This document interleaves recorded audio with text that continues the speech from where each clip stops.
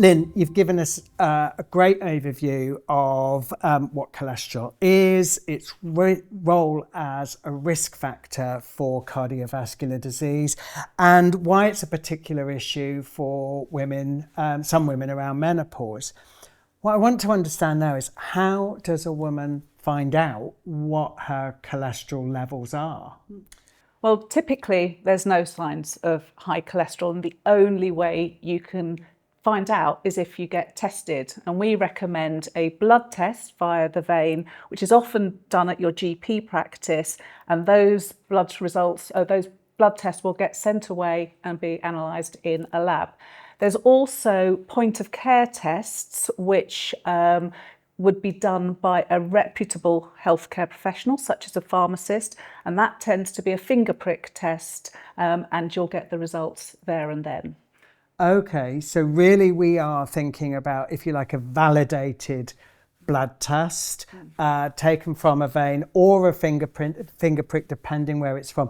But you're not sending things off on the internet. You're not going into beauty salons or health food shops and getting this done.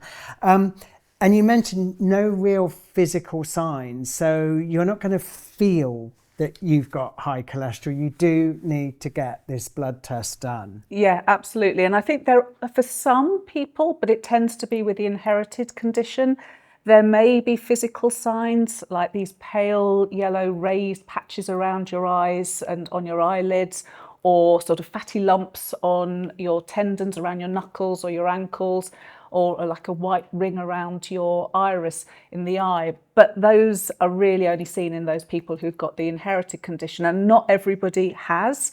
And they are also linked with other types of conditions as well. So if you do have any of those, you should get checked out. Okay, and can you arrange these just through your GP? So in terms of getting your cholesterol tested, which will be looked at within your overall risk of cardiovascular disease, because as I say, we shouldn't be looking at cholesterol in isolation. Anyone aged between 40 and 74 is entitled to a free NHS health check. So, and that's where your overall risk of cardiovascular disease will be assessed, and you will be given your sort of overall risk score. Okay, so you are entitled to this. Yes. Fantastic. So you have your result, you have your blood test. Are you likely to get those results straight away, or do you need to wait a little while? Well, if you have your test done at the GP practice and it's through a blood sample, they often get sent to the lab, so you might be waiting a couple of days for those.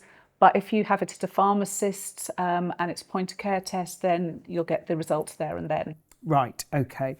Now, I know interpreting those results is quite a minefield, and we're really careful that we don't really want to go into deep technical info here about this. But can you give us some top line information about how a cholesterol blood test result can be interpreted? Yeah, you're absolutely right in terms of it is quite a challenge sometimes to interpret it, and it is one of the most commonly asked questions we get on the helpline, and it's also one of the most commonly on the web page. It's one of the most frequently visited web pages, because people want to know, well, what do these results mean? I might be getting a bit technical, so please do bear with me. But when you have a blood test, you'll get your total cholesterol, blood cholesterol results. And that's all the cholesterol that is in your blood. So that's one of the figures. Then you'll get a breakdown of other types of cholesterol. Now, cholesterol can't be carried around in the blood on its own.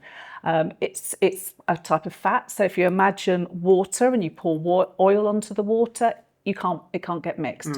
So it has to get packaged together with a protein, and these are called lipoproteins. These little packages are called lipoproteins. So think of the lipoprotein as a car, and the cholesterol is the passenger in that car. Okay, I've got that. Yeah. Right. So the two most common lipoproteins people may have heard of are low density lipoprotein, LDL, and high density lipoprotein, HDL. So LDL cholesterol is the cholesterol that is being carried around by LDL. And most of the cholesterol in the blood is carried around by LDL.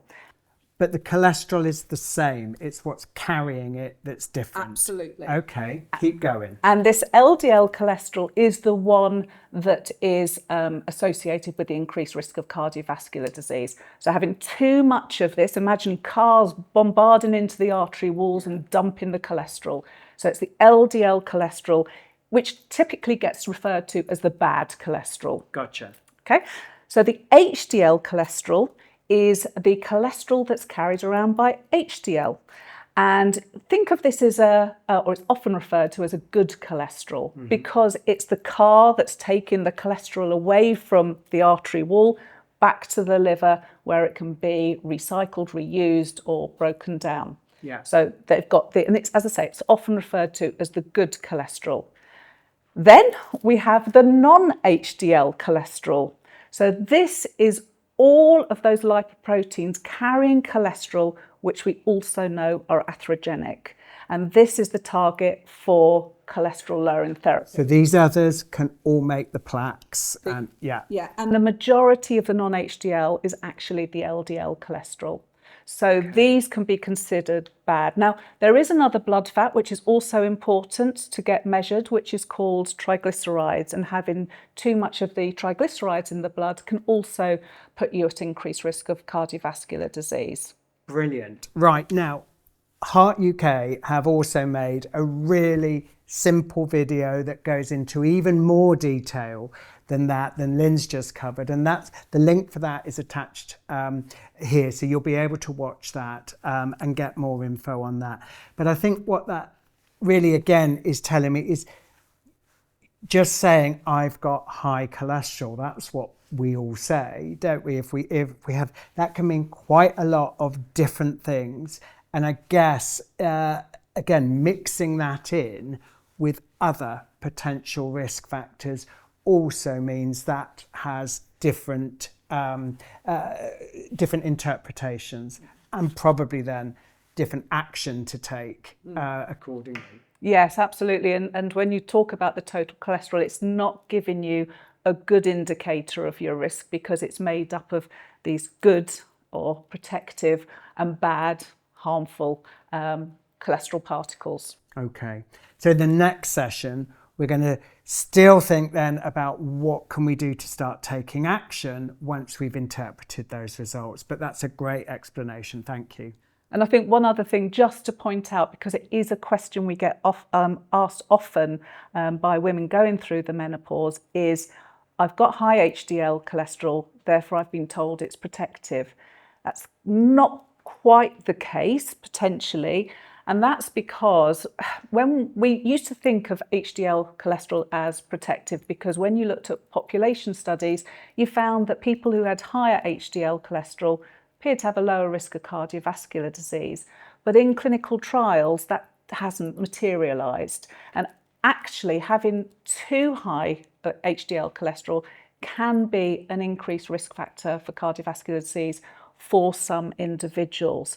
So if you've got high non-HDL cholesterol and high HDL cholesterol, don't think you're protected just because you've got high HDL cholesterol.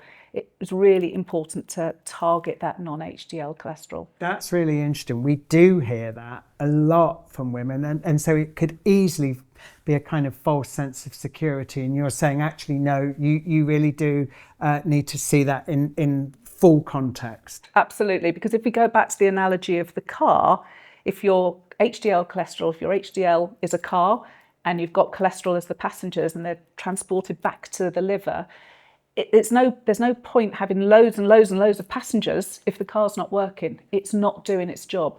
So the most important thing here is for HDL to be doing its job.